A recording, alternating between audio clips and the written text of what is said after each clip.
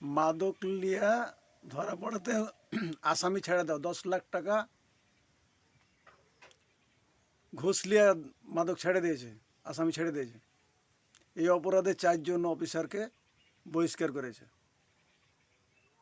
খুব ভালো কাজ করেছে, সুন্দর কাজ। কিন্তু এই অফিসারগুলো কতদূর পর্যন্ত সেটা তো বলেননি। এসআই না এনএসআই না ওসি না দারোগা, সে তো বলেননি। শুধু 4 জন অফিসার।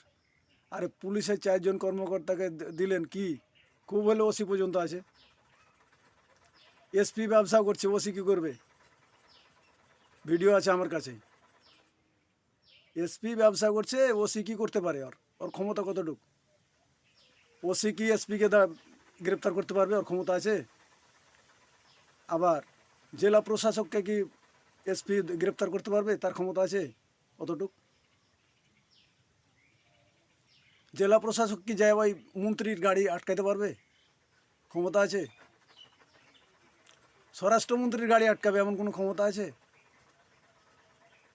ভাই, বাঙালি বুঝে সব।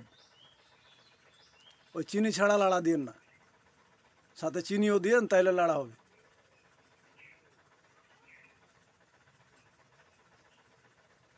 কদুকে যে লাউ বলেন, এটা কিন্তু বুঝে বাঙালি। ডিম হলে আন্ডা, আর একটা দুইটা ধরিয়ে দিয়ে ঠান্ডা করবেন বাঙালিকে, এটা হবে না।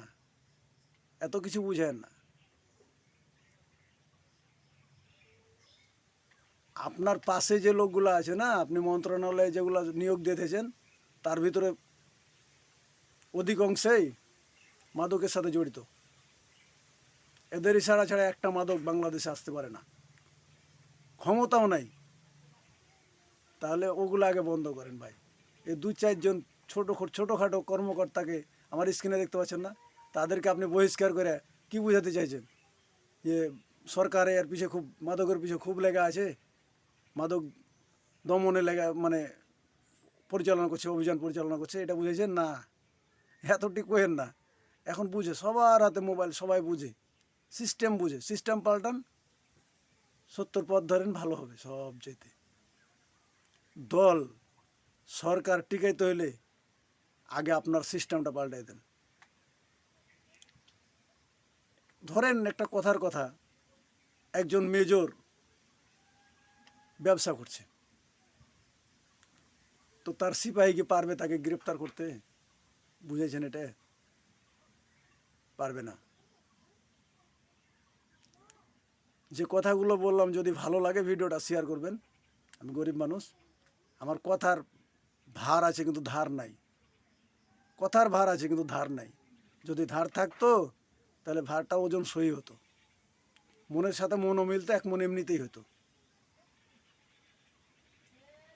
ভালো থাকবেন সবাই, সবার জন্য দোয়া করি, পুরো সিস্টেমটা যেন পাল্টে যায়।